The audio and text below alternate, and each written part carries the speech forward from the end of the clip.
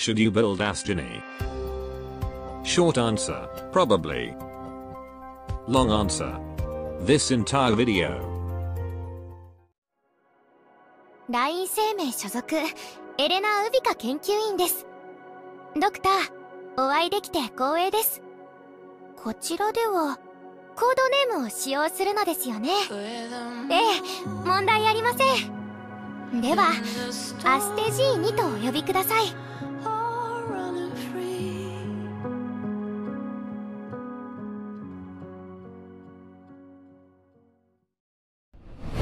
Astgenne Skill, also known as Elena, is a 5-star chain caster from Colombia. And apparently, Asticia's younger twin sister. Astgenne's family has a long history of occult study, particularly in astrology. And both of her parents taught the sister everything about it. But Astgenne began to lose interest in astrology, believing that it's just the family's pointless chicanery that won't help the world at all. Thus she began to pursue science, believing it could make the world a better place. Astgenne then moved out from her parents, who dislike her decision, when she enrolled at the university, and then gave herself a new name, Elena. Afterward, she became an intern in Rhinelab Energy section, under Dr. Ferdinand's guidance. At one point there was an originium leakage in Rhinelab Energy section. And unfortunately, this incident has left Elena infected with oropathy. But her decisiveness during that incident prevents it from getting worse, and caught the eyes of some higher-ups, including Ferdinand. She is then sent to Rhodes Island for oropathy treatment with Asticia, who somehow also contracted oropathy after both made physical contact, to which it's considered a unique oropathy infection case. After her condition stabilize, Elena continues to work at Rhinelab.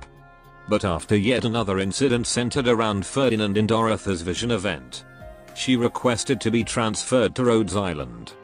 Now she is stationed here as a field operator, and also assisting in Rhodes Island research and machinery maintenance, all while using her original name as a codename.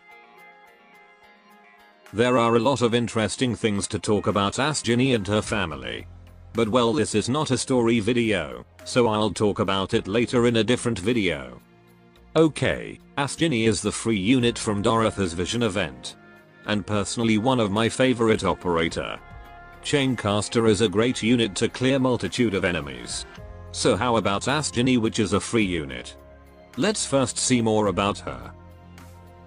Astgenne is a welfare unit in the Chaincaster Club. Her attack can chain or jump to surrounding targets up to 4 targets at Elite 2. But each time her attack jumps to another target, the damage will be reduced. And each of her attack also inflicts a brief slow debuff on the enemies.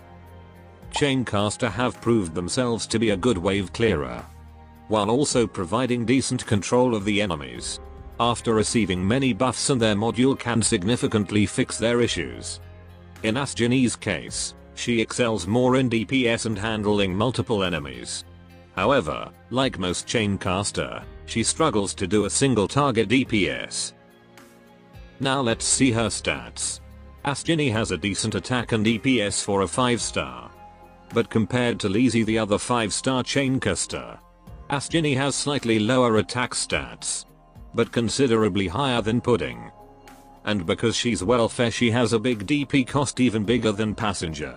It could lead to some issues if you need to deploy her fast.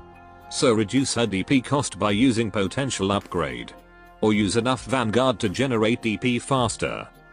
Her attack interval is 2.3 seconds, which is quite slow, but acceptable since she hits multiple enemies and also stalls them. Now let's see her talents. She got a similar talent to her sister. For every 15 seconds she is on the field, she will gain +4 attack speed, stacking up to 5 times. So after 75 seconds she will get +20 attack speed, and changes her attack interval to roughly 1.9 seconds, making her normal attack speed faster than other Chaincaster. But it takes quite some time before she can fully maximize her attack speed buff. So try to put Astgenne as soon as possible on the field. It's not very noticeable, but her wand will have a soft blue glow when her talent is at full stack. And this is her potential upgrade. Luckily Astgenne didn't miss out on the attack enhancement. If you're going to use her a lot, make sure to buy all of her tokens in the shop.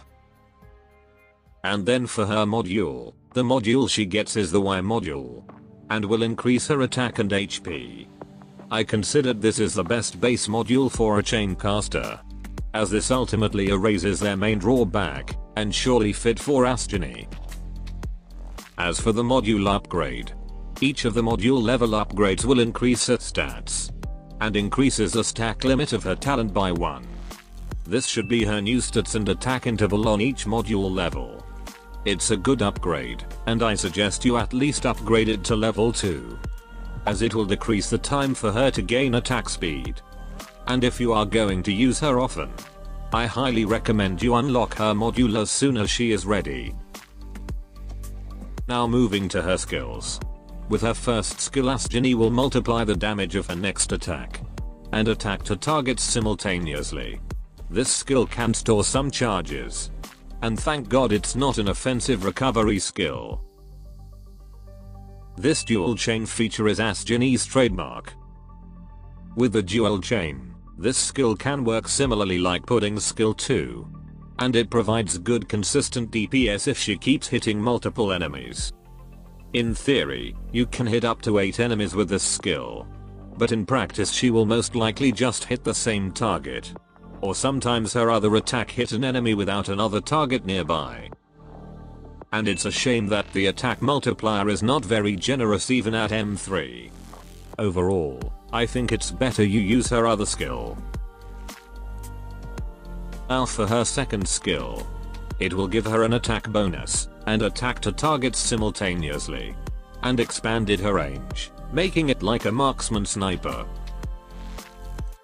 It has a decent skill cycle, while she can't clear continuous waves all by herself. But it's certainly a better skill cycle when compared to Easy.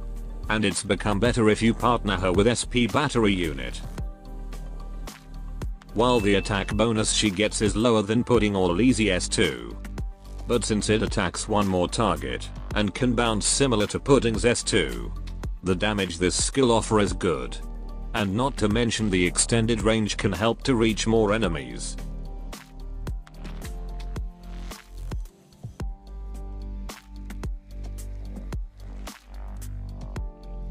Now for skill mastery priority. Astgenne got a poor gain from her skills mastery, with low attack gain and barely any improvement to her skills uptime. Although in most cases she is fine with her skills at level 7. But if you want to master her skills, you should focus on her burst skill, which is her skill 2. As for her base skill, when she is assigned to the factory she will increase its productivity by plus 25%. This is a Rhine tech skill that you can further increase with Dorothy. So, will Astgenne become a good operator for your team? The decision whether to build her or not depends on whether you already build similar multiple enemies handler, as Astgenne is pretty late to join our game, and most players already have someone to take care of waves of enemies.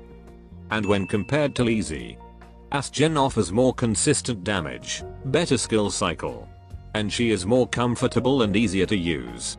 But Easy is a stronger option to deal burst damage. Especially her module upgrade and skill mastery give more impact. But if you don't have other multiple enemies handler, or your main is a 4-star unit, Astgenne is a good and reliable caster to taking care of multiple normal enemies in general story content. A great option in SSS or IS mode with an attack speed buff. Although since she's not embracing her control ability that much, I rarely see her making an appearance in the advanced stages. That should be all. Adios. Avada Kedavra!